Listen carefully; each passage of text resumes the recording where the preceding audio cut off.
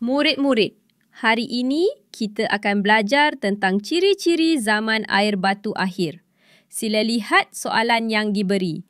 Kamu perlu menggariskan jawapan yang betul. Mari kita bincang satu persatu. Pada zaman air batu akhir, permukaan air laut membeku dan menyebabkan paras air laut rendah. Akibatnya, pulau-pulau bersambung dengan tanah besar. Keadaan ini membolehkan manusia dan binatang berpindah dari satu kawasan ke kawasan lain. Manusia pada masa ini tinggal di kawasan tanah pamah yang sejuk.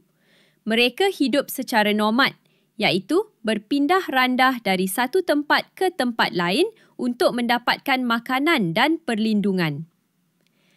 Pada ketika itu, permukaan air laut yang membeku menyebabkan sebahagian besar bumi diliputi oleh salji. Kawasan kutub menjadi semakin luas dengan lapisan ais yang tebal.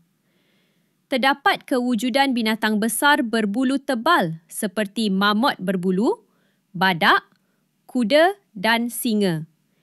Binatang ini tinggal di kawasan tanah pamah yang sejuk. Mereka sesuai dengan cuaca ketika itu. Tumbuhan utama pada masa ini ialah rumput dan tumbuhan rena.